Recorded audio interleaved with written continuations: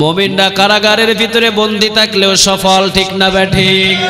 মুমিনরা মোটা চালের ভাত খাইলেও সফল, মুমিনরা কারাগার গেলেও সফল, মুমিনদের গলায় ফাঁসির রশি পড়লেও সফল, ঠিক না ঠিক? মুমিনদেরকে আল্লাহ সফল করেন। ওইটা আবুল আহাবের জন্য, ওইটা উতবার জন্য, ওইটা মুগিরার জন্য, আর সাগরের সব পানি পরিমাণ নিয়ামত মুমিনদের জন্য আখিরাতে ব্যবস্থা করে রেখেছেন কে?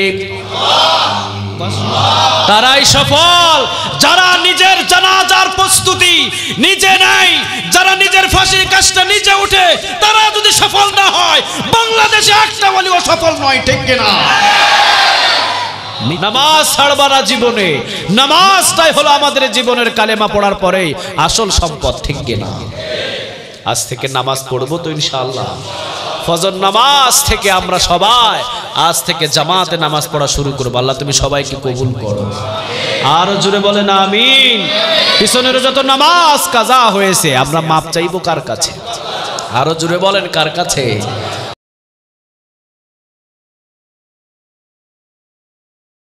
আমরা সূরা মুমিনুন থেকে আজকে আলোচনা করব। কতক্ষণ থাকবেন আপনারা? সারা রাত? হ্যাঁ, সারা রাত থাকবেন। ফজরের 2 ঘন্টা আগে হয়তো ছেড়ে দিব, গিয়ে ঘুমাবেন, সকালে উঠে দেখবেন লুঙ্গি খাটের নিচে পড়ে আছে। হ্যাঁ, এই ওয়াজ আর এই মাহফিল আজীবন চলবে, কিন্তু কোনোদিন লাভ হবে না, ঠিক কিনা? মাহফিলের আগের দিনও বেনামাজি, পরের দিনও কি বেনামাজি। মাহফিল দিয়ে লাভ আছে কোনো? আগের দিন ছিলাম বেনামাজি, মাহফিল শুনে কি হব? নামাজি। মাহফিল কামিয়াব হয়ে যাবে, আলহামদুলিল্লাহ বলেন। আমরা বেশি সময় করব না, আমরা 11টার আগে আগে এখান থেকে বিদায় নিব ইনশাআল্লাহ। একটু ধৈর্য নিয়ে আমরা বসবো। সূরা মুমিনুন নামটা দিয়েছেন কে? মুমিনদেরকে ভালোবাসেন কে? তাহলে আমরা সবাই হতে চাই মুমিন। মুমিন যারা হতে চায় প্রথম নাম্বার তাদেরকে কোরআনের 16 আনায় মানতে হবে, ঠিক কিনা? যেগুলো সহজ ওগুলো মানবেন, যেগুলো কঠিন আপনার বিরুদ্ধে চলে যায় মানবেন না। আপনি মুমিন নয়, আপনি মুনাফিক, কাফের হয়ে দুনিয়া থেকে বিদায় নিতে হবে, ঠিক কিনা? খবরদার, কোরআনের মানলে মানতে হবে কয় আনা? আরো জোরে বলেন কয় আনা? 16 আনা। আসেন না দেখেন, এই কোরআনের একটা আয়াত আছে, লিযাকারি মিসলু হাদ্দিল উনসায়াইন। একটা আয়াত আছে এখানে, এক ছেলে যা পাবে 2 মেয়ে তা পাবে। লিযাকারি মিসলু হাদ্দিল উনসায়াইন একটা আয়াত আল্লাহ সুবহানাহু ওয়া তাআলা দিলেন, এক ছেলে যা পাবে 2 মেয়ে তা পাবে। আমাদের সম্পর্কে ভালো জানেন কে? আরো জোরে বলেন। এই মোবাইলটা যিনি বানিয়েছেন উনি কি এই মোবাইল সম্পর্কে বেশি জানে নাকি আমি বেশি জানি? যিনি বানিয়েছেন উনি বেশি জানেন। মানুষদেরকে বানালেন কে? আরো জোরে বলেন। মানুষ কোন নিয়ম মানলে সব চাইতে শান্তিতে থাকতে পারবে এটা ভালো জানে কে? আরো জোরে বলেন। আল্লাহ ভালো জানার কথা, তার চাইতে পৃথিবীর আর কেউ ভালো জানতে পারে না, ঠিক কিনা? আল্লাহ বললেন লিযাকারি মিসলু হাদ্দিল উনসায়াইন, এক ছেলে যা পাবে 2 মেয়ে তা পাবে। আইনটা কার? আরো জোরে বলেন। কিন্তু বাংলাদেশে একটা গ্রুপ স্লোগান দিল সমান অধিকার চায়। কি অধিকার? শুনেন না এটা আপনারা? স্লোগানটা শুনেন নাই? তারা বলেছিল সমান অধিকার চায়, এটা সংসদ পার্লামেন্টে পর্যন্ত এটা অনুমোদন দিতে হবে, সমান অধিকার। আল্লাহ বলছেন খবরদার, সমান অধিকার নয়, মেয়েদেরকে অবশ্যই 3 গুণ সম্মান বাড়িয়েছেন। বন্টনের দিকে এক ছেলে যা পাবে 2 মেয়ে, হুকুমটা কার? কিন্তু তারা এটাকে খণ্ড করে সমান অধিকার চায়। সমান অধিকার যদি হয় আম্মা জান হযরত আয়েশা রাদিয়াল্লাহু তাআলা আনহা আর আমার রাসূলের সম্মান একেবারে মিল হয়ে যায়, ঠিক কি না? আম্মা জান আয়েশা রাদিয়াল্লাহু তাআলা আনহা তিনি সম্মানিত, আমাদের আম্মা জান সকল মহিলাদের চাইতে সম্মানিত, রাসূলের থেকে বেশি। কথা বলেন, রাসূলের চাইতে বেশি না। আমার রাসূলের সাথে কোনো বিবির বিন্দু পরিমাণ তুলনা করা যায় না, ঠিক কি না? রাসূলের সম্মান দিয়েছেন কে? আরো জোরে বলেন। কিন্তু তারা বলছেন সমান অধিকার। স্বামীও যা, তার বিবিও তা, সমান অধিকার চায়। একটা মেয়ে বলছেন ইমানদার, দিনদার, পরহেজগার, নামাজি, নিজের স্বামীকে বলছেন আপনিও দেখছি এই সমান অধিকারের স্লোগান দিচ্ছেন, ব্যাপারটা কি? তার বিবিকে ধমক দিয়ে বলছে, তুই চুপ থাক, আমি যদি এই স্লোগানের সাথে না সুর মিলাই চাকরিও থাকবে না। মুমিন তো সে যার জীবন চলে যাবে কিন্তু কোরআনের একটা আয়াত অস্বীকার করবে না, ঠিক কিনা? চাকরি বাঁচানোর জন্য স্লোগান তুলে ফেললো, সমান অধিকার চায়। বিবি ছিলেন নামাজি, বিবি ছিলেন ইমানদার। বিবি বলছেন, আপনি এগুলো মিছিল টিছিলে যায়েন না, কারণ মেয়েদের অধিকার মেয়ে, ছেলেদের অধিকার ছেলে, আল্লাহ তো ফয়সালা করে দিয়েছেন, কেন এটার পিছনে আপনারা আবার বাড়তি করছেন? সে বলছে, চুপ থাক, কোরআনে যা আছে ওইটা পরের কথা, কিন্তু রাজনীতিভাবে যেটা হুকুমত এসেছে ওইটাই আমাদেরকে মানতে হবে। নাউজুবিল্লাহ বলে, সাবধান হতে হবে আমাদের। স্লোগান তুলল। কয়েকদিন পরে হলো অসুস্থ। অসুস্থ হওয়ার পরে ডাক্তারের কাছে গেলেন। ডাক্তার বলল, পেশাব চেক করতে হবে। কি চেক? প্রস্রাব নিয়ে আসেন।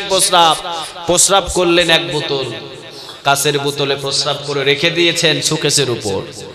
এরপরে চলে গেলেন চাকরিতে। এসে প্রস্রাব নিয়ে বিকালে হয়তো তার ডাক্তারের বাড়িতে যাবেন অথবা ডাক্তারের কারখানায় যাবেন। মাশাআল্লাহ, বিবি যেটা ছিল ঘরের কাজকাম করতে লাগা, পেশাবটা পড়ে পুরা বোতলই ভেঙে গেছে। বিবি বলছেন, যেই কুত্তার মেজাজ আমার স্বামী, যদি এসে বোতল না পায় 2-10টা আমার পিঠের উপরে লাগাইয়া দিবে। নিজের বউ ভয়ে আরেকটা কাচের বোতল দিয়া নিজের পেশাব ঢুকাইয়া দিবে। নিজেরটা দিয়েছে ঢোকায়, দিয়ে জায়গা মতো রেখে দিয়েছে। তাড়াহুড়া করে এসে বোতলটা প্যাকেটের ভিতরে করে নিয়ে মারছে দৌড় ডাক্তারের কাছে। ডাক্তার একবার চেক আপ করে আর একবার পেটের দিকে তাকায়, একবার চেক আপ করে একবার পেটের দিকে তাকায়। পেটে তো একবারে পাতিলের মতো, ঘুষ সুদ সব খেয়ে বানাইছে ওইরকম। গ্রামে গঞ্জের দাওয়াত খাতে আসলে দরজা হাত দিয়ে খোলা লাগে না, পেটের ঠেলায় দরজা খুলে যায়। দুইজনে যদি লাগাইয়া দেন কুলাকুলি করতে, শহীদ হয়ে যাবে, কিন্তু বুকে বুকে ঠেকাতে পারবে না, এমন পেট। ডাক্তার পেটের দিকে একবার তাকায়, আরেকবার তাকায় হলো তার চেকআপের দিকে, তার পেশাবের রিপোর্টের দিকে। একবার, দুইবার, তিনবার, যতবার পরীক্ষা করে ততবার একই রিপোর্ট আসে। ডাক্তারের কপাল ঘামছে বারবার। ডাক্তারের কপাল ঘামে, ডাক্তার পেরেশান করে। ডাক্তারের পেরেশান দেখে রুগীর পেরেশান বাড়ে না কমে? কথা কর না কেন, বাড়ে না কমে? রুগীর তো পেরেশান আরো খারাপ, হাই প্রেশার শুরু হয়ে গেছে। ডাক্তার হয়েছে কি? ডাক্তার তো বলতেই চায় না। ওই জীবনে অনেক রোগ দেখছি, এমন রোগ দেখি নাই। কেন? কি হয়েছে আমার? আপনি বলেন কি হয়েছে আমার? ডাক্তার বলছে, আমার বলতেও তো খারাপ লাগে। কেন খারাপ লাগবে বলেন, কি হয়েছে? 7 মাসের বাচ্চা আপনার পেটে। কয় মাস? 7 মাস আপনার পেটের ভিতরে। যখন বলছে হেও লজ্জা হেও শরমে মাথা হেট, কারো কাছে আর বলে না, সোজা চলে এসেছে বাড়িতে। চাকরিও নাই, কোনো জায়গাতে আর শরমেও যায় না, লজ্জাও যায় না, নিজের ঘর থেকে নিজের বউর সামনেও বাইর হয় না। নিজের বিবি বলল, আমাকে অন্তত বলেন কি হয়েছে, না তোরে বলা যাবে না। শ্বশুর শাশুড়ি এসে বলছে, বাবা আমারে বলো। কয়, আম্মা জান আপনারে তো শরমের কথা আরো বলা যাবে না। কয়েকটা দিন, 4 দিন, 5 দিন, 8 দিন, 10 দিন খাওয়া দাওয়া বন্ধ। নিজের বিবি হাতটা ধরে নিয়ে গেলেন ঘরে। ঘরে নিয়ে যাওয়ার পর বললেন, কি হয়েছে বলেন। খাবার বন্ধ, কথাও বলেন না, চাকরি তো যান না, হয়েছে এটা কি? এইবার স্বামী কয়, তোমার সাথে আমার মিল আছে, তোমারও 7 মাস আমারও 7 মাস, তোমারও যা আমারও তা, তোমার সাথে আমার মিল। চেক আপ করলাম সেই দিন, পেশাব প্রস্রাবটাকে চেক আপ করে দেখলাম 7 মাসের রিপোর্ট এসেছে। বিবি দিয়েছে মুস্কি একটা হাসি। বিবি মুস্কি হাসি দিয়া কয়, তুমি তো স্লোগান দিয়েছো সমান অধিকার, আমি যদি পারি তুমি পারবা না কেন? তুমি বলছো না সমান অধিকার, আমি যদি 7 মাস পরে 3 মাস পরে যদি প্রসাব করতে পারি, তুমি পারবা না কেন? তুমি তো বলেছো সমান অধিকার, তে লইয়া থাকো তুমি 7 মাস, আর 3 মাস পরেই ঠেলা বুঝবা। নিজের স্বামী বললে এটা কখনো হয় না। যদি কখনো না হয়, সমান অধিকার বললা কেন? মেয়েদের মর্যাদা আল্লাহ মেয়েদেরকে দিয়েছেন, ছেলেদের মর্যাদা আল্লাহ ছেলেদেরকে দিয়েছেন। ফাইসালাটা কার? আরো জোরে বলেন কার? তাওবা করলেন। এই জন্য বুঝতে হবে কোরআনের আয়াতটা 16 আনা, 16 আনায় মানবেন। খবরদার 1 আনা ছাড়লে ঈমান নষ্ট করে দিবে কে? ওযু নষ্ট হওয়ার জন্য পেশাব করা লাগে কয়বার? এদিকে মনে হয় 2 বার কয়। ওযু নষ্ট হওয়ার জন্য প্রস্রাব করতে হয় কয়বার? কোরআনের 6666টা আয়াত অমান্য করে কাফের হওয়া লাগে না। একটা আয়াত অমান্য করলেই কাফের হয়ে যায়, ঠিক কিনা? এই জন্য যেগুলো আয়াত আমার বিরুদ্ধে চলে যাবে আপনি মানবেন না, আপনি কাফের, আপনি মুনাফিক। আর যেগুলো আয়াত আপনার পক্ষে থাকবে ওইগুলো মানবেন হবে না। যা আছে সবগুলো এক বাক্যে মানতে হবে। আমরা সবাই মানতে রাজি আছি তো? কথা বলেন না কেন? সবাই মানতে রাজি আছি তো? তাহলে আমরা সবাই এখন মুমিন। সবাই এখন কি? মুমিন। আসুন এবার কোরআনের ভিতরে ঢুকে যায়। আল্লাহ রাব্বুল আলামিন বলছেন, মুমিন নামে একটা সূরা দিলাম 1 বচন, মুমিনুন নামে আরেকটা সূরা দিলাম বহু বচন। আল্লাহ রাব্বুল আলামিন মুমিন নামটা নিজেই রেখে দিলেন। বলেন তো মুমিনদেরকে ভালোবাসেন কে? আল্লাহ বলছেন, আমি 2 জন নবীকে বন্ধু বানিয়েছিলাম। জোরে বলেন কয়জন? একজন হলেন খলিলুল্লাহ, উপাধি দিয়েছেন আল্লাহ রাব্বুল আলামিন। আরেকজন হলেন হাবিবুল্লাহ, মুহাম্মাদুর রাসূলুল্লাহ সাল্লাল্লাহু। 2 জনকে বন্ধু বানালেন। খলিল অর্থ বন্ধু, হাবিব অর্থ বন্ধু, ঠিক না ব্যাঠিক? খলিল অর্থ এমন বন্ধু আল্লাহ রাব্বুল আলামিনকে খুশি করার জন্য খলিল সমস্ত কাজই করবে। আর হাবিব অর্থ এমন বন্ধু হাবিবরে খুশি করার জন্য কাজের আঞ্জাম দিবে কে? আলহামদুলিল্লাহ বলেন। খলিল এমন বন্ধু আল্লাহকে খুশি করার জন্য এই বন্ধু সব কাজ করবে, করে নাই? কথা বলেন না কেন? আগুনের ভিতরে পড়ে গেলেন, সবাই আসলেন। ইব্রাহিম আলাইহিস সালাম বললেন, তোমাদের দরকার নেই, তোমরা কেন এসেছো আমাকে বাঁচানোর জন্য? বাতাসের ফেরেশতা বলেন, পানির ফেরেশতা, তোমরা কেন এলা? আমি যার গোলামি করি তিনি আমারে দেখেন না? তিনি কি দেখেন না আমারে? আমি কি আরেকজনের গোলামি করি? আমি গোলামি করি একজনের। বলেন তিনি কে? তোমাদের যিনি রব, তোমরা যার হুকুম মেনে এনেছো তিনি কি পারেন না? আমাকে দেখছেন না? তোমরা কেন এসেছো? তোমাদের কাছে কেন সাহায্য চাই? আল্লাহ রাব্বুল আলামিন হুকুম ছুড়ে দিলেন, আগুনের কাছে হুকুম শুনলেন। আল্লাহ রাব্বুল আলামিন বললেন, আগুন শুধুমাত্র এতটুকু তোকে দায়িত্ব দিলাম, ইব্রাহিম আলাইহিস সালামের হাত এবং পা রশি, মোটা মোটা রশি দিয়ে বাঁধা, এই রশি শুধু জ্বালিয়ে দিবি। খবরদার ইব্রাহিমের একটা পশমও জ্বালাতে পারবি না। পরীক্ষায় পাস। আরেকটা পরীক্ষায় আল্লাহ রাব্বুল আলামিন বললেন, ইসমাইলকে জবাহ করো। ইসমাইল আলাইহিস সালামকে জবাহ করার জন্য ছুরি নিয়ে রওনা দিলেন। ছেলেকে নিয়ে পাহাড়ের দিকে উঠলেন। শয়তান বাধা দিলেন, ইব্রাহিম আলাইহিস সালাম পাথর মারলেন। এখনো হাজিরা মারে, ঠিক না বেঠিক? নিয়ে গেলেন উঁচু একটা স্থানে নিয়ে যাওয়ার পর ইব্রাহিম আলাইহিস সালাম নিজের কলিজার সন্তান ইসমাইল আলাইহিস সালাম রে বললেন, বাবা এখন এই জায়গায় তোমাকে কুরবান করি, আর দূরে যাওয়ার দরকার নাই। তোমার কোনো আপত্তি আছে নাকি বলো? ইব্রাহিম আলাইহিস সালাম তার কথা অনুযায়ী ইসমাইল আলাইহিস সালাম বললেন, আব্বাজান আপনি আমাকে জবাহ করবেন, বিন্দু পরিমাণ কোনো সমস্যা নাই। তবে আমি আমার মায়ের একটু চিন্তা করি। আমার রক্ত মাখানো যেই জামা থাকবে, জামাটা নিয়ে আমার মাকে দিয়ে দিয়েন, কেননা আমার মাকে মা বলে ডাকার মতো পৃথিবীতে আর কোনো ইসমাইল নাই। আমার মাকে আপনি শুধু জামাটা দিয়ে দিবেন। ইব্রাহিম আলাইহিস সালাম বললেন, ঠিক আছে বাবা, তোমার ওয়াদাটা আমি রাখবো। ছুরি বাহির করলেন, চালাবেন।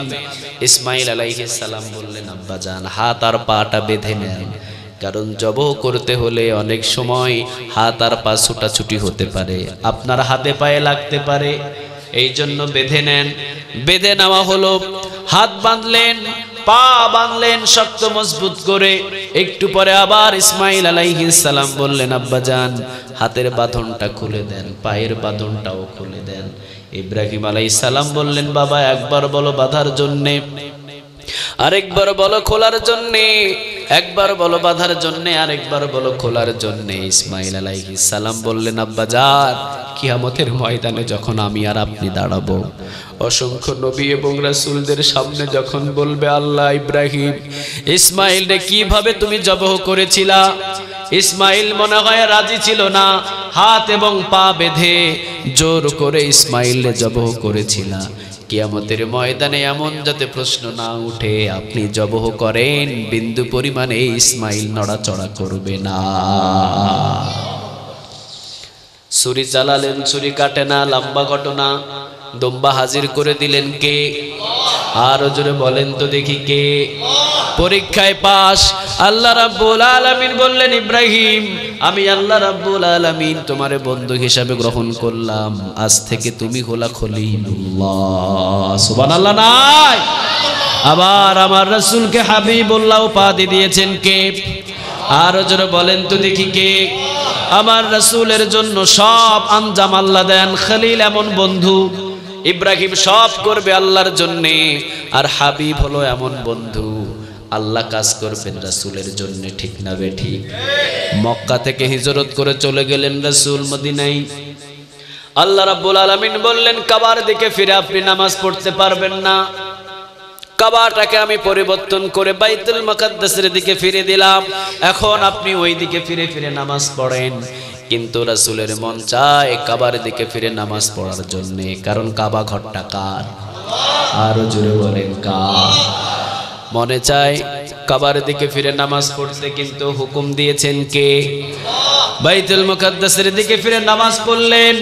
জোহরের নামাজ 4 রাকাত নামাজ শুরু করেছেন আমার রাসূল। 4 রাকাত নামাজের 2 রাকাতে বৈঠকে রাসূল পড়ছেন আত-তাহিয়াতু লিল্লাহি ওয়াস সালাওয়াতু ওয়াত তাইয়্যিবাত। আল্লাহ রাসূল সাল্লাল্লাহু আলাইহি ওয়াসাল্লাম 2 রাকাত বৈঠকে বসলেন, 2 রাকাত পরে দাঁড়ালেন।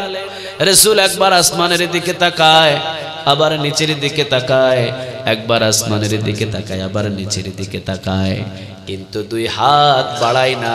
রাসূলের অন্তরের খবরটা জানেন কে? ইন্নাল্লাহা কে?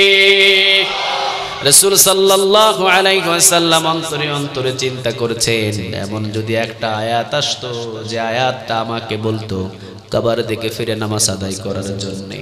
রাসূল 2 হাত বাড়ায় না।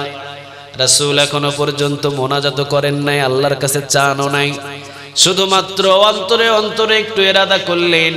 সাথে সাথে আয়াত জোহরের 2 রাকাত নামাজের ভিতরে নাজিল হলো, কদ নারা তাকাল্লুবা ওয়াজহিকা ফিস সামাই ফালানুওয়াল্লিয়ান্নাকা কিবলাতান তারদাহা। ও নবী, আপনি এখন জোহরের 2 রাকাত নামাজ কাবার দিকে ফিরে আদায় করেন, আপনার অন্তরের মুরজি সবগুলো আমি আল্লাহ কবুল করে নিলাম। সুবহানাল্লাহ নাই? 2 জনকে বন্ধু বানালেন। জোরে বলেন কয়জন? আরো জোরে বলেন কয়জন? একজন হলেন খলিলুল্লাহ, আরেকজন হলেন হাবিবুল্লাহ।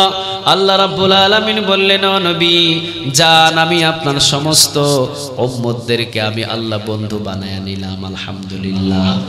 আল্লাহ রাব্বুল আলামিন বলেন, আল্লাহু ওয়ালিয়ুল্লাযীনা আমানু ইউখরিজুহুম মিনাজ যুলুমাতি ইলান নূর। কথাটা কার? আর জোরে বলেন তো দেখি কার? আল্লাহ রাব্বুল আলামিন বললেন, পৃথিবীর সব মুমিনরা একজনের বন্ধু, তিনি কে? আমাদের বন্ধু কে? আর জোরে বলেন কে? আল্লাহ আমাদের সবাইকে মুমিন হিসাবে কবুল করো। আর জোরে বলেন আমিন। আল্লাহ রাব্বুল আলামিন এখন পড়ছেন, পড়েন। আল্লাহ রাব্বুল আলামিন বলছেন, ক্বাদ আফলাহাল মুমিনুনাল্লাযীনা হুম ফি সলাতিহিম খাশিউন ওয়াল্লাযীনা হুম আনিল লাগবি মুরিদুন ওয়াল্লাযীনা হুম লিয-যাকাতি ফাঈলুন ওয়াল্লাযীনা হুম লিফুরুজিহিম হাফিজুন। বলেন তো কথাগুলো কার? যারা তেলাওয়াত করতে পারেন নাই, প্রতি হরফে আপনারাও 10টা নেকি পাবেন। আলহামদুলিল্লাহ বলেন। আয়েশা রাদিয়াল্লাহু তাআলা আনহা তিনি বললেন, যে তেলাওয়াত করে তার আমল নামায় যতগুলো নেক লেখা হয়, আর যে শ্রবণ করে তার আমল নামায় ততগুলো নেক জমা করে দেন কে? কোরআন যখনই তেলাওয়াত হবে শ্রবণ করবেন ওই পরিমাণ নেক আমল নামায় জমা করে দিবে কে? আল্লাহ রাব্বুল আলামিন সূরা মুমিনুনের প্রথমেই বলছেন কদ আফলাহাল মুমিনুন, মুমিনরা সফল। আলহামদুলিল্লাহ, মুমিনদেরকে সফল করে দেন কে? মুমিনরা কারাগারের ভিতরে বন্দী থাকলেও সফল, ঠিক না ব্যাঠিক? মুমিনরা মোটা চালের ভাত খাইলেও সফল, মুমিনরা কারাগার গেলেও সফল, মুমিনদের গলায় ফাঁসির রশি পড়লেও সফল, ঠিক না ব্যাঠিক? মুমিনদেরকে আল্লাহ সফল করেন। আল্লাহ বলছেন আমার মুমিনরা সফল। মুমিনদেরকে দুঃখের ভিতরে রাখি, এরপরেও মুমিনদেরকে সফল করে দেন কে? রাসূল দাঁড়িয়ে আছেন, সাহাবীগুলো এসে বলছেন ইয়া রাসূলুল্লাহ, আল্লাহ কেন আমাদের উপরে এত আযাব পাঠান? আমরা মোটা চালের ভাত পাই না, আর আবু জেহেল চিকন চালের ভাত খায় কেন? আমরা তো ইয়ানুদ্দি জিহাদের ময়দানে যায়, রক্ত ঝরায়, আমরা দামি গাড়িতে চড়তে পারি না, দামি উঠে বহন করতে পারি না, আর আবু জেহেল চিকন চালের ভাত প্রতিদিন খাবার, তার দামি দামি উট। কেন তারা এত শান্তি পায় কেন? আমাদেরকে আল্লাহ শান্তি দেন না কেন? আমরা যদি আল্লাহর বন্ধুই হই আমাদেরকে এত কষ্ট কেন? রাসূল বললেন ইস্তেফাত, একটু শান্ত হও, আলহামদুলিল্লাহ বলে। মুমিনদের ধৈর্য বেশি না কম? আর জোরে বলেন বেশি না কম? রাসূল সাল্লাল্লাহু আলাইহি ওয়াসাল্লামের কাছে সাহাবীরা প্রশ্ন করলেন ইয়া রাসূলুল্লাহ, আমরা তো মুমিন, আমরা তো মুত্তাকি, আবু জেহেল চিকন চালের ভাত খায়, আমরা মোটা চালের ভাতটাও পাই না। আবু জেহেল ধরে মাটি হয়ে যায় সোনা, আর আমরা যখনই যেই ব্যবসা ধরি 3 দিনের ভিতরে কালো ধোয়া মারে। ব্যাপারটা কি? আমরাই জেলে যাই, আমরাই জুলুম হয়, আমাদের ছেলে অসুস্থ হয়, আমাদের মেয়ে অসুস্থ হয়, আমাদের বিবি মারা যায়, ছেলে মারা যায়, কেন আমাদেরকে এত আল্লাহ শাস্তি দেন? রাসূল সাল্লাল্লাহু আলাইহি ওয়াসাল্লাম বললেন স্বর্ণমুখী একটা সুই সাগরের মধ্যখানে ডুবিয়ে দাও। স্বর্ণমুখী একটা সুই সাগরের মধ্যখানে ডুবিয়ে দাও। স্বর্ণমুখী সুই সাগরের মধ্যখানে ডোবানোর পর ওই স্বর্ণমুখী সুইয়ের আগায় 1 ফোঁটা পানি থাকবে। ওই 1 ফোঁটা পানি পরিমাণ দুনিয়ার নিয়ামত, আর সাগরের সমস্ত পানি পরিমাণ আখিরাতের নিয়ামত। দুনিয়ার ওই যে ছোট্ট 1 ফোঁটা পরিমাণ নিয়ামত, ওইটা আবু জেহেলের জন্যে, ওইটা আবু লাহাবের জন্যে, ওইটা উতবার জন্যে, ওইটা মুগিরার জন্যে। আর সাগরের সব পানি পরিমাণ নিয়ামত মুমিনদের জন্য আখিরাতে ব্যবস্থা করে রেখেছেন কে? কষ্ট নিও না, কদ আফলাহাল মুমিনুন। জেলখানায় যাও, খাবার নাই, ছেলে নাই, মেয়ে নাই, তোমার খেদমত করার জন্য কেউ নাই, যদিও কয়েকদিন কষ্ট হয়, চিরস্থায়ী নিয়ামতের বাসিন্দা বানাবে কে? আরো জোরে বলেন কে? 19 বছর বয়স, 19 বছর বয়স, কারাগারে ঢোকানো হলো। প্রতিদিন পায়ের তালুতে আঘাত করে। কেন? তাহাজ্জুদের নামাজে দাঁড়িয়ে থাকে, প্রতিদিন পায়ের তালুতে আঘাত করে, পায়ের তালুটা ফুলে একেবারে বেলুনের মতো ফুলে গেছে। এরপরেও তাহাজ্জুদ নামাজে দাঁড়িয়ে একজনের কাছে কান্দাকাটি করে বলে, বলেন তিনি কে? হাতের গিরায় গিরায় আঘাত করে যাতে আল্লাহর কাছে হাত তুলে চাইতে না পারে। আল্লাহ রাব্বুল আলামিন বলেন একটু ধৈর্য ধর, একটু কষ্ট কর, তোরাই হবি সফল। তোদের হাড় ভেঙে যায়, তোদের গলায় ফাঁসি লাগানো হয়, তোদের হাতের ভিতরে হ্যান্ডকাপ লাগানো হয়, তোদের কোমরে রশি লাগানো হয়। যারা লাগায় তারা মনে করে তারা সফল, আসলে তারা সফল নয়। যারা হ্যান্ডকাপ পরে, যারা কারাগারে বন্দী হয়ে থাকে, মাত্র 2টা কম্বল নিয়ে 11-12 বছর কাটিয়ে দেয়, তাদেরকে সফল করে দিবেন কে? তারাই সফল যারা নিজের জানাজার প্রস্তুতি নিজে নেয়, যারা নিজের ফাঁসির কাজটা নিজে উঠে। তারা যদি সফল না হয়, বাংলাদেশে একটা বলিও সফল নয়, ঠিক কিনা? মৃত্যুর আগ মুহূর্তে তার পরিবারেরা দেখতে গেছে তাকে। আগ মুহূর্তে, আগামীকাল রাতের 1টা বাজে ফাঁসির রায় ফাইসালা। পরিবার সবাই গেলেন দেখার জন্য, তার কাছ থেকে বিদায় নিবে। প্রশ্ন করছেন তোমরা এসেছো কেন? তোমরা কেন আসলা? আমি যেই পথে এসেছি এই পথটাই সফলের পথ। তোমরা সবাই ঘরে ফিরে যাও, তোমরা প্রস্তুতি নাও, এই পথ যদি তোমাদের জন্য আসে তোমরাও যেন সফল হয়ে অটল হয়ে দাঁড়িয়ে থাকতে পারো। আলহামদুলিল্লাহ। সবাই অবাক হয়ে গেলেন, চোখে কোনো পানি নাই, মৃত্যুর আগ মুহূর্তে হেসেছেন। আলহামদুলিল্লাহ।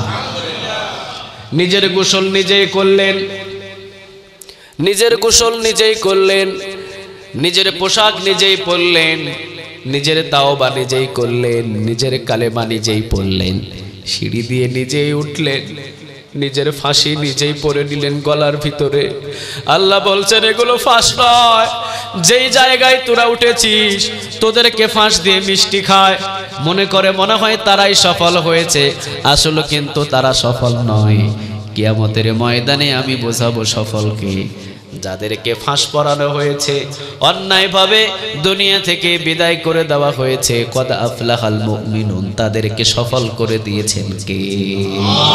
তারাই সফল। যে 18 বছরের ছেলেকে গ্রেফতার করে পায়ের উপরে আঘাত করে পা ফুলিয়ে জায়নামাজে দাঁড় করাতে দেয় না, তারাই সফল। যারা মারে তারা কখনো সফল হতে পারে না। যারা মার খায় তারাই সফল, ঠিক কিনা? বুলেটের চিহ্ন বলেন, ফাঁসির চিহ্ন বলেন, যত আঘাত হোক, আপনি হেরে গেছেন, আপনি হারেন নাই, আপনাকে সফল করবে কে? আরো জোরে বলেন কে? হুজুর পানি দেওয়া হলো না, যশোরের ভিতরে একজনকে, একেবারে যুবক, 18 থেকে 19 বছর বয়স, নিয়ে যাওয়া হলো গ্রেফতার করে। তাহাজ্জুদ নামাজের জায়গা থেকে তাকে টেনে নিয়ে গিয়েছে। ভার্সিটির একটা ছাত্র ছিল, খুব সুন্দর, তাকেও নিয়ে যাওয়া হলো। আঘাতের পর আঘাত, দিনের পর দিন নির্যাতন করছেন। সফল যারা নির্যাতন করছেন তারা নয়, যারা আঘাত পাচ্ছেন তারাই সফল, ঠিক কিনা? ওজুর পানি দেওয়া হচ্ছে না, গোসলের পানি দেওয়া হয় না, পানি চাইলে গরম পানি দিয়ে দেয়, ময়লা পানি। খাবার চাইলে খাবার দেয় না, তাদেরকে দুনিয়া থেকে শেষ করতে চায়। আল্লাহ বলেন কদ আফলাহাল মুমিনুন, তোরাই সফল। কারণ তোরা যখনই আসবি মুমিন আর মুত্তাকি হিসেবে দাবি করবি, তখন পরীক্ষা করবেন কে? আর জোরে বলেন তো দেখি কে? তোদের উপরে পরীক্ষাগুলো চাপানো হয়েছে, এই পরীক্ষাগুলোতে যদি পাস হতে পারি সফল তোরাই। তোদের জন্য জান্নাতুল ফেরদাউসের ব্যবস্থা করে রেখেছেন কে? আল্লাহ বলছেন নবীদের কাছাকাছি, রাসূল বলছেন নবীদের কাছাকাছি যাদের আমল যত বেশি আসবে তাদেরকে পরীক্ষা বেশি করবেন কে? আর জোরে বলেন তো দেখি কে? রাসূল বললেন আমি রাসূল, আমার আমলের কাছাকাছি তোমাদের যতদের আমল আসবে তোমাদের উপরে পরীক্ষা তত বেশি আসবে, আর ওই পরীক্ষায় সফল তো তোমরা মুমিন, তোমরা মুত্তাকি, তোমরাই হবে সফল। যদিও দুনিয়ার ভিতরে তোমাদেরকে আঘাত করে অনেকেই সফল মনে করে, অনেকেই মিষ্টি খায়, আসলে তারা সফল নয়। জান্নাতের মিষ্টি পান করাবেন কে? দেখা যাবে সেই দিন কে মিষ্টি পান করে, কে মিষ্টি খায়, আর কারা সফল।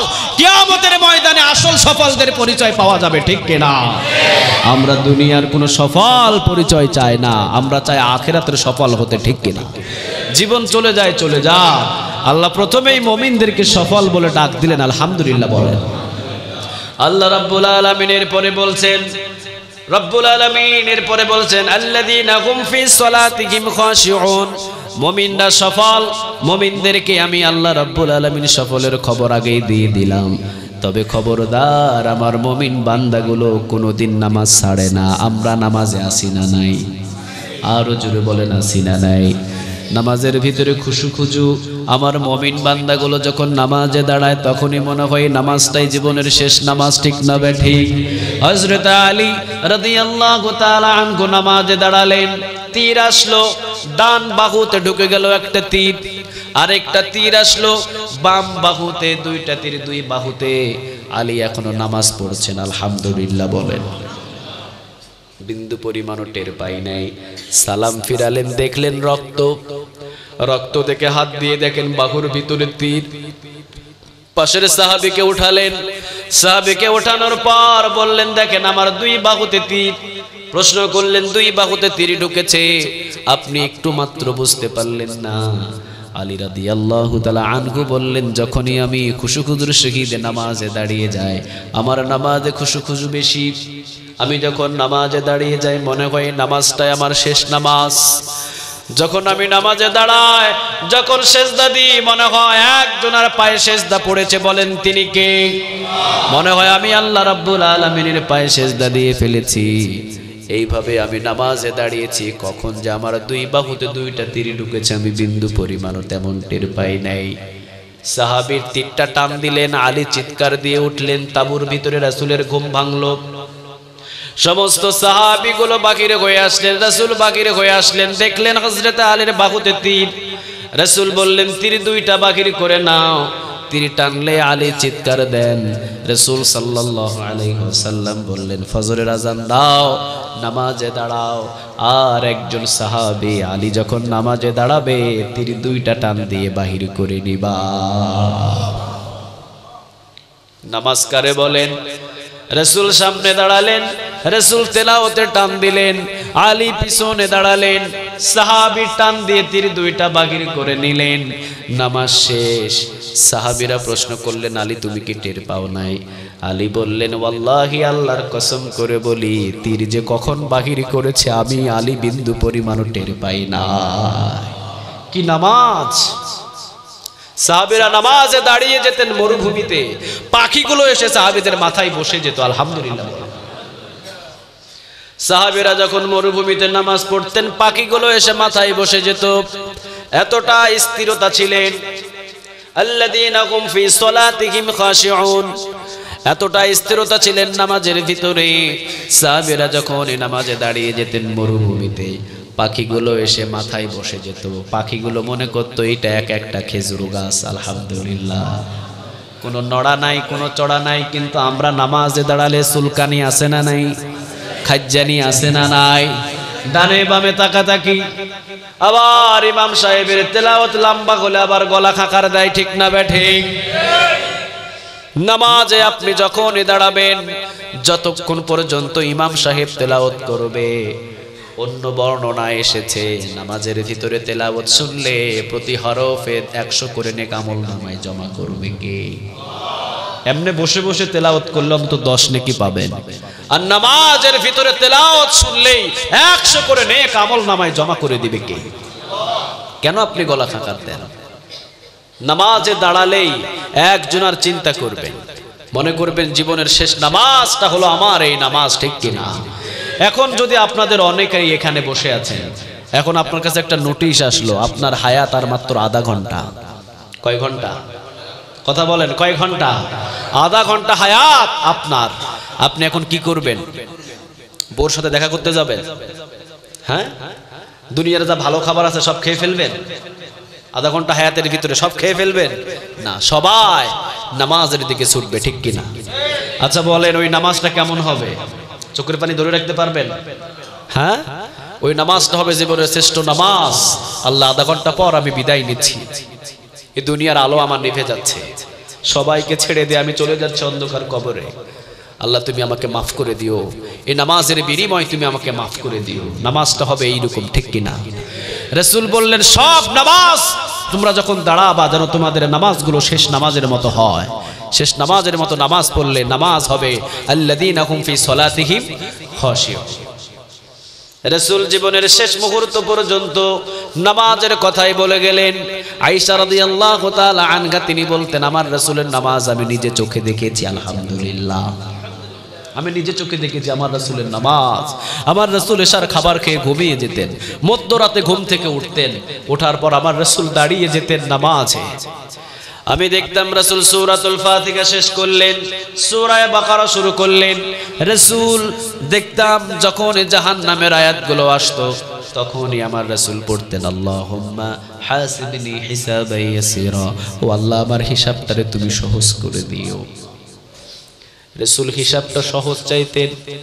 আয়েশা রাদিয়াল্লাহু তাআলা আনহা একদিন বললেন, ও নবী, সহজ হিসাব কারে বলে?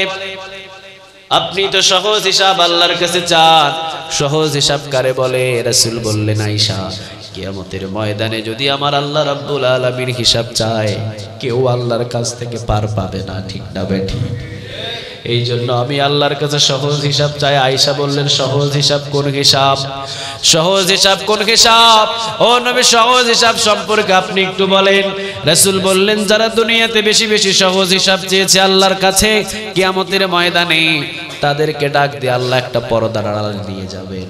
পর্দার আড়ালে নিয়ে যাওয়ার পর আল্লাহ নিজেই বলবেন, বল এই গুনাহগুলো করেছিস কেন?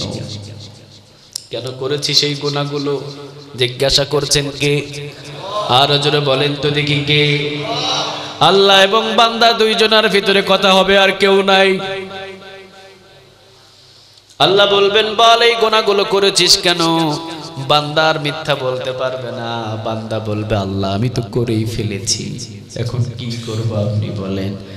কিন্তু বান্দার কলিজার ভয়ে একেবারে গলার কাছ বরাবর চলে আসবে। আল্লাহ রাব্বুল আলামিন কিছুক্ষণ বান্দার কাকুতি মিনতি দেখবে। আল্লাহ খুশি হয়ে বলবে যা মাফ করে দিলাম, আমার জান্নাতে চলে যা। এটাই হলো হিসাবাই ইয়াসিরা, সহজ হিসাব। এটারই বলে সহজ হিসাব। রাসূল নামাজে দাঁড়াতেন, জাহান্নামের আয়াত আসলে রাসূল পড়তেন আল্লাহুম্মা হাসিবনি হিসাবান ইয়াসিরা। রাসূল আমি তাকিয়ে দেখলাম পৌনে 5 পারা আয়াত, পৌনে 5 পারা তেলাওয়াত করলেন 2 রাকাত নামাজে, আলহামদুলিল্লাহ বলেন। আবার অন্য বর্ণনায় পৌনে 6 পারা তেলাওয়াত করলেন। রাসূলের পরে যখন রুকুতে যান, দাঁড়িয়ে থাকেন যতক্ষণ, রুকুতে থাকেন ততক্ষণ। এরপরে যখন আমার রাসূল সেজদায় পড়ে যান, আমি আয়েশা মনে করতাম আমার রাসূল মনে হয় আর দুনিয়ায় নাই। আমি পায়ের একটু চিমটি দিতাম, রাসূল পাটা নাড়া দিত। রাসূল বুঝাতেন আয়েশা এখনো আমি দুনিয়ায় আছি। আয়েশা রাদিয়াল্লাহু তাআলা আনহা তিনি বলতেন রাসূল যখন সেজদায় পড়তেন আমি লক্ষ্য করে দেখতাম, আমি আয়েশা যখন গরম করার জন্য পানিগুলো চুলার উপরে দিতাম, পানিগুলো যেমন বলকিত টকবক টকবক করে। রাসূল যখন সেজদায় যেতেন একজনের কাছে কান্না করতেন, বলেন তিনি কে?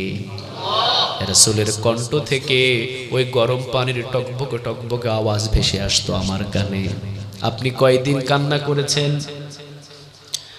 2 রাকাত নামাজ পড়া শেষ, আমি রাসূলের পায়ের দিকে তাকিয়ে থাকতাম, দেখতাম পা গুলো ফুলে এরকম মোটা হয়ে যেত। রাসূলের পা গুলো ফেটে পানি বাহির হতো, রক্ত বাহির হতো। আমি রাসূলকে বললাম রাসূল আপনি কেন এত কষ্ট করে ইবাদত করেন? রাসূল বললেন কেন আয়েশা, আমার জীবন আল্লাহ নিয়ামত দিয়ে পরিপূর্ণ করে দিয়েছেন, এই নিয়ামতের কি শুকরগুজারি বান্দা আমি হব না? আফালা কুন আবদান শাকুরা, এই জন্য আমি শুকরিয়া আদায় করি। শুকরিয়া আদায় করব কার? আর জোরে বলেন কার? আমি খুশি হয়ে আল্লাহর শুকরিয়া আদায় করি। রাসূলের শেষ কথাটাও ছিল নামাজ। সবাই রাসূলের কাছ থেকে বিদায় নিলেন। রাসূল জ্বর হয়ে পড়ে আছেন, রাসূল জ্বর হয়ে পড়ে আছেন, কখনো হুশ কখনো বেহুশ। রাসূল আয়েশা রাদিয়াল্লাহু তাআলা আনহাকে বললেন আয়েশা এখন কোন সময়? আয়েশা রাদিয়াল্লাহু তাআলা আনহা বললেন ইয়া রাসূলুল্লাহ নামাজের ওয়াক্ত শুরু হয়েছে, আমার বাবার ইমামতিতে নামাজ শুরু হয়েছে। আবু বকর নামাজের বিছানায় দাঁড়ালেন, তার পিছনে সমস্ত সাহাবীরা দাঁড়ালেন। প্রথম নামাজের ইমামতি করলেন হযরত আবু বকর সিদ্দিক রাদিয়াল্লাহু তাআলা আনহু। আবু বকর তেলাওয়াত করতে পারছেন না। রাসূলের যেই জায়গা, আবু বকর চিন্তা করছেন রাসূলকে মনে হয় এই জায়গা থেকে হারিয়ে ফেললাম। সমস্ত সাহাবীরা কান্না করছেন, সব সাহাবীদের ভিতরে কান্না, চোখ দিয়ে টপ টপ টপ টপ করে পানি পড়ছেন। মসজিদে নববীতে নামাজ শুরু হলো। রাসূল সাল্লাল্লাহু আলাইহি ওয়াসাল্লাম আয়েশা রাদিয়াল্লাহু তাআলা আনহারে বললেন এখন কোন সময়? এখন হলো নামাজের সময়। রাসূল বললেন আয়েশা আমার মাথাটা একটু উপরে তুলে ধরো আর আমার সামনের দরজাটা খুলে দাও। সামনের দরজাটা খুলে দেওয়া হলো, রাসূলের মাথাটা একটু উঁচু করে ধরা হলো। রাসূল নামাজের রুকু দেখলেন, নামাজের সিজদা দেখলেন, নামাজের তেলাওয়াতগুলো দেখলেন। রাসূল দেখে রাসূলের চোখের কোনা বেয়ে বেয়ে টপ টপ টপ টপ করে পানি পড়ছেন। আয়েশা রাদিয়াল্লাহু তাআলা আনহা বললেন ইয়া রাসূলুল্লাহ আপনি এভাবে কান্না করছেন কেন? রাসূল বললেন, আয়েশা, এই জামাত কায়েমের জন্য, এইভাবে জামাতে নামাজ পড়ার জন্য অসংখ্য সাহাবীকে জীবন দিতে হয়েছে। আমার দুইটা দাঁত শহীদ হয়েছে। আমার মাথার ভিতরে এখনো মাঝে মাঝে আমি ব্যথা পাই, যে রড ঢুকেছিল, একটা কাফের জ্বলন্ত একটা বড় পাথর দিয়ে আমার নাক এবং মাথা থেকে কপাল থেকে আঘাত করেছিল, আমি পিছনে পড়ে গিয়েছিলাম। দুইটা দাঁত সেই দিন আমার শহীদ হয়েছে। অসংখ্য সাহাবীর জীবন চলেছে এই নামাজের জন্য। আজকে যে আমি দেখছি এই জামাতে নামাজ, কিয়ামত পর্যন্ত আমার উম্মতগুলো এইভাবে জামাতে নামাজ পড়বে আলহামদুলিল্লাহ। বিদায়ের পূর্ব মুহূর্তে আবু বকর বিদায় নিলেন, ওমর বিদায় নিলেন, ওসমান বিদায় নিলেন, আলী রাদিয়াল্লাহু তাআলা আনহু বিদায় নিলেন, সবাই বিদায় নিলেন। সবাই বিদায় নিয়ে একের পর এক রাসূলের বাড়ির সামনে উঠানে সবাই দাঁড়িয়ে আছেন। রাসূল সাল্লাল্লাহু আলাইহি ওয়াসাল্লাম, ফাতিমা বলেন, আয়েশা বলেন, নিজের দুইটা নাতি বলেন, মৃত্যুর আগ মুহূর্তে কারো কথাই নাই, কারো কথা রাসূল বললেন না।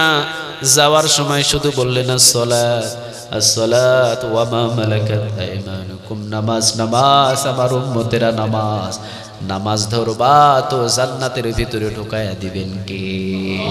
নামাজ ছাড়বা না জীবনে।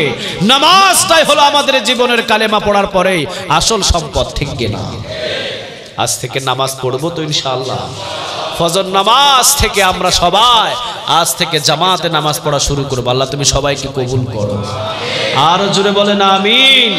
পিছনের যত নামাজ কাজা হয়েছে আমরা মাপ চাইবো কার কাছে? আরো জোরে বলেন কার কাছে? আরে মাপ চাইতে দেরি, মাফ করবেন কে? দেরি করবেন মাপ চাইতে। আল্লাহ বলেন, মাপ চাইতে তুই দেরি করবি, কিন্তু আমি মাফ করতে দেরি করবো না। আলহামদুলিল্লাহ বলেন। অসংখ্য গুনাহ আমাদের হয়ে যায়, কিন্তু মাফ করবেন কে?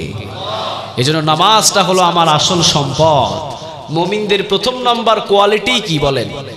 নামাজ। আল্লাযীনা হুম ফি সলাতিহিম খাশিউন। আল্লাহ রাব্বুল আলামিন আমাদের সবাইকে 5 ওয়াক্ত নামাজ আদায় করার তৌফিক দান করুন। আরো জোরে বলেন আমিন। নামাজ পড়বেন তো সব পাপ কাজ থেকে আল্লাহ নিজেই এই নামাজের মাধ্যমে বিরত করে দিবেন, ঠিক কি না? মসজিদের ইমাম কি সিগারেট খাইতে পারে? মসজিদের ইমাম কি কোনো গুনাহের কাজ করতে পারে? না, কারণ নামাজ তাকে সব গুনাহ থেকে বাঁচায় রাখে। আলহামদুলিল্লাহ বলেন। তাহলে আজ থেকে আমরা কি করব? কথা বলেন না কেন? কি করব? নামাজ। আমি সময় দিয়েছিলাম 11টার আগেই শেষ করে ফেলব। আল্লাহ রাব্বুল আলামিন যেন আমাদের সবাইকে এই ছোট্ট আয়াত অনুযায়ী যতটুকু আলোচনা করেছে আলোচনার উপরে আমল করার তৌফিক দান করেন। আমরা বলি আমিন। আরো জোরে বলি আমিন। ওয়াখির দাওয়ানা আনিল হামদুলিল্লাহি রাব্বিল আলামিন। আল্লাহুম্মা আমিন। ربنا ظلمنا أنفسنا وإن لم تغفر لنا وترحمنا لنكونن من الخاسرين. ربنا لا تزغ قلوبنا بعد إذ هديتنا وهب لنا من لدنك رحمة إنك أنت الوهاب. رب اجعلني مقيم الصلاة ومن ذريتي ربنا وتقبل دعاء. ربنا اغفر لي ولوالدي وللمؤمنين يوم يقوم الحساب. اللهم حاسبني حسابا يسيرا. اللهم إنك عفو تحب العفو فاعف عنا يا رب العالمين. গুনার বোঝা মাথায় নিয়ে দুই হাত তুলেছি তোমার দরবারে। আল্লাহ তুমি আমাদের সকলকে মাফ করে দাও। আজ থেকে তাওবা করলাম, জীবনে কোনোদিন আর আমাদের জীবন থেকে কোনো নামাজ আমরা কাজা করব না। পিছনের সব কাজা নামাজগুলোকে তুমি মাফ করে দাও। রব্বে কারীম আমাদের পিছনের সমস্ত গুনাহগুলোকে তুমি মাফ করে দাও। ও আল্লাহ, আজকে মুমিন আর মুত্তাকি হিসাবে সবাইরে কবুল করে নাও।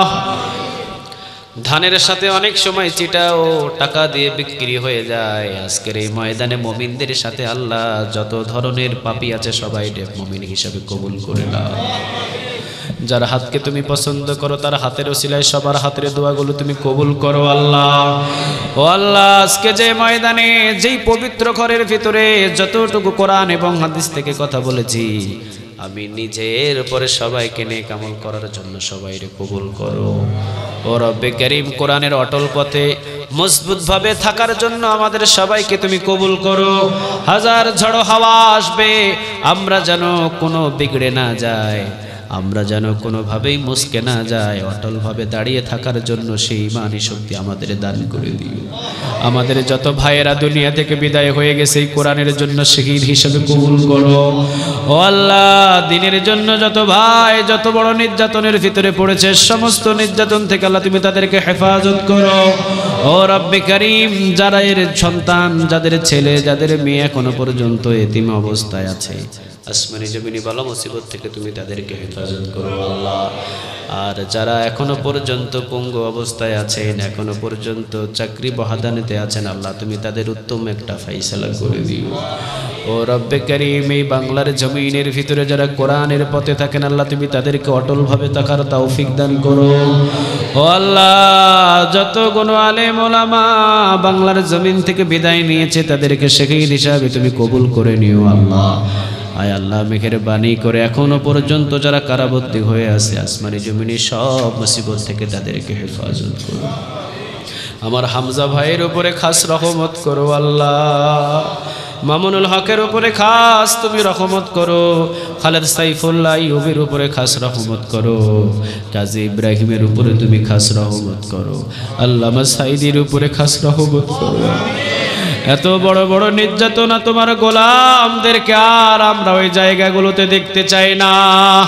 ও আল্লাহ, আবার কোরআনের ময়দানে তুমি তাদেরকে সাজিয়ে দাও। তাদেরকে চার দেয়ালের বন্দিশালায় মানাই না, তাদেরকে মানাই কোরআন সামনে নিয়ে কোরআনের মসজিদ সহকারে আদায় করতে। তাদেরকে মানাই কোরআনের সেই গভীর থেকে আলোচনা করে জমিনের ভিতরে মানুষদেরকে বোঝাতে। তাদেরকে মানাই কোরআনের ময়দানে, তাদেরকে মানাই মঞ্চগুলোতে দয়া আর মায়া করে। আল্লাহ, প্রত্যেকটা মানুষের হাতকে কবুল করে নিয়ে যত সম্ভব অল্প সময় আবার তুমি তাদের সবাইকে কোরআনের ময়দানে হাজির করে দিও আল্লাহ। ও আল্লাহ, শুনেছি তিনি অসুস্থ, দীর্ঘদিন পর্যন্ত এখন হাঁটতেও পারেন না। ও আল্লাহ, দয়া মায়া করে তুমি তাকে সুস্থতা দান করে দিও। তার পরিবার পরিজন সবার উপরে তুমি খাস রহমত করো। ও রব্বে কারীম, তার যদি কোনো ভুল ত্রুটি থাকে সব ভুল ত্রুটিগুলো তুমি মাফ করে দিও। ও আল্লাহ, আমরা যারা দুই হাত তুলেছি, আমাদের অনেকের মা নাই বাবাও নাই, যারা কবরে গেছেন কবরগুলো জান্নাতের বাগান বানায়া দাও। ও আল্লাহ, যাদের মা বাবা দুনিয়াতে আছেন, হায়াতে জিন্দেগির ভিতরে তুমি বরকত দিয়ে দাও। ও রব্বে কারীম, যেই কোরআনের মাদ্রাসার যতগুলো ছাত্রদেরকে পাকড়ি দিয়েছে আল্লাহ, মেহেরবানি করে মৃত্যু পর্যন্ত কোরআন সিনার ভিতরে রেখে থাকার জন্য তাদেরকে কবুল করে নিও। তাদের মা তাদের বাবারা হলেন ধন্য। ও আল্লাহ, আমাদের প্রত্যেক সন্তানদেরকে যেন কোরআন শিক্ষা দিতে পারি সেই তৌফিক তুমি আমাদের দান করে দাও। এই মাদ্রাসাকে তুমি কিয়ামত পর্যন্ত কবুল করে নিও আল্লাহ। এই মাহফিলটাকে তুমি কিয়ামত পর্যন্ত কবুল করে নিও। ও রব্বে কারীম, এই মাহফিলের ভিতরে আমরা যারা যেখানেই বসেছিলাম, কিয়ামতের ময়দানে আল্লাহ এই মাহফিলের ওসিলায় তুমি আমাদেরকে নাজাতের ফয়সালা করে দিও। ও আল্লাহ, এই মাহফিলের আঞ্জাম যারা দিয়েছেন প্রত্যেককে আসমানি জমিনে বালা মুসিবত থেকে হেফাজত করো আল্লাহ। এই মাহফিলের আঞ্জাম দিতে গিয়ে এক একটা যুবক দেখলাম চেহারাগুলো কালো হয়ে গেছে আল্লাহ। দয়ার মায়া করে প্রত্যেকটা যুবককে তুমি খালিদ বিন ওলীদের মতো সম্মানিত বানিয়ে দিও, বেলালের মতো সম্মানিত বানিয়ে দিও আল্লাহ। মাহফিলের জন্য যার কাছ থেকে যেভাবে টাকা নিয়ে পয়সা নিয়ে বুদ্ধি নিয়ে পরামর্শ নিয়ে আঞ্জাম দিয়েছেন প্রত্যেকের দানগুলোকে তুমি উহুদ পাহাড়ের চাইতেও বরকত দিয়ে দিও। তাদের আমল নামায় নেকগুলো তুমি জমা করে দিও আল্লাহ। ও আল্লাহ, বাংলার জমিন থেকে সকল মুসিবতগুলো তুমি দূর করে দাও। করোনা, ওমিক্রন, যত ধরনের ভাইরাস, সব ভাইরাস থেকে তুমি এই বাংলার জমিনটা হেফাজত করো আল্লাহ। রমজান মাস পর্যন্ত তুমি আমাদের সবাইকে সুস্থতা দিও, হায়াতের ভিতরে তুমি আমাদের সবার বরকত দিও।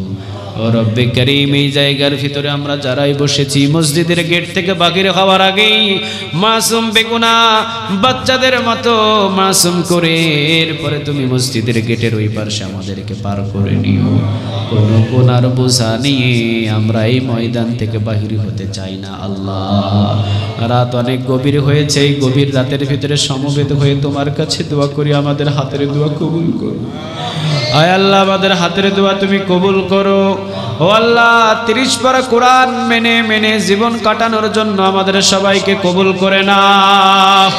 হাজার ঝড় যদি আসে ওই ঝড়ের ভিতরে দাঁড়িয়ে থাকার জন্য সেই ইমানি শক্তি আমাদেরকে দান করে দিও। রব্বে কারীম এই দুনিয়া থেকে আমরা সবাই বিদায় নিব, মক্কা মদিনা না নিয়ে গিয়ে আমাদের কারো কাছে মউতের ফেরেশতা পাঠায়ো না আল্লাহ। যেই দিন বিদায় নেব নামাজের বিছানায় তুমি আমাদের সবার মৃত্যু দিও। ও আল্লাহ দয়া আর মায়া করে তাহাজ্জুদ নামাজের বিছানায় আমাদের মৃত্যুটা দিও, অথবা শহীদের ময়দানে আমাদেরকে শহীদ হিসেবে তুমি কবুল করে নিও।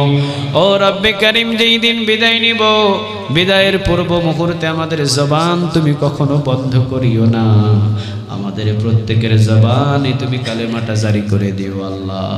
ও আল্লাহ আমাদের প্রত্যেকের জবানে তুমি কালেমাটা জারি করে দিও আল্লাহ। ও আল্লাহ প্রত্যেকের জবানে তুমি মৃত্যুর আগে কালেমাটা জারি করে দিও, লা ইলাহা ইল্লাল্লাহ মুহাম্মাদুর রাসূল।